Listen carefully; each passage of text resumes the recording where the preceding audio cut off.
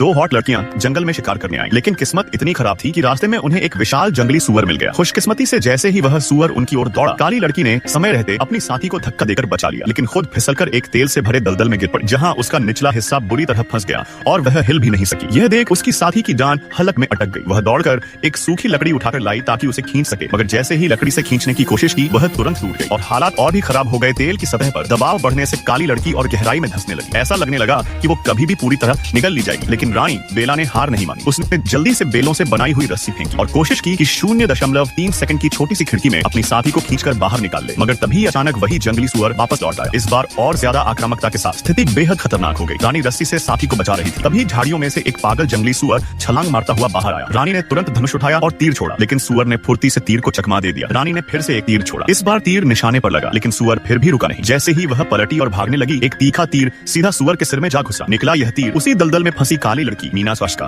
जो अब खुद को मुक्त कर चुकी थी और समय रहते रानी की जान बचा ली। लेकिन जब वे दोनों गले मिल रही थीं, उन्हें ढूंढने निकले उनके दो और साथी एक नए खतरे की चपेट में आ गए। इस बार निशाना बने एक गुस्सैल गैंडे का। गैंडे ने उन्हें देखा नहीं कि तुरंत जोर से चार्ज कर दिया और जैसे ही वह उनके पास पहुंचने वाला था, एक जोरदार धमाका हुआ। गैंडा वहीं के वहीं चिथड़े चिथड़े हो गया। जब दोनों को होश आया तो उन्हें समझ आया कि उनके पैरों के नीचे जमीन पर जगह जगह बारूदी सुरंगें बिछी थी। वे दोनों एकदम डर से कांपने लगे। एक कदम भी चलने की हिम्मत नहीं हुई। तभी उनमें से एक ने देखा कि घास पर कुछ पत्थर कुछ विशेष पैटर्न में रखे गए थे। शायद यह एक सुरक्षित रास्ते का संकेत था। थोड़ा सोचने के बाद दोनों ने साहस किया और उस रास्ते पर चलना शुरू किया, जिससे वे आखिरकार उस मौत के मैदान से सुरक्षित बाहर निकल पाए। आखिरकार वे रानी और मीना को खोज निकाले और एक रेस्क्यू हेलीकॉप्टर से मिलकर उस खतरनाक जंगल से हमेशा के लिए बाहर निकल आए।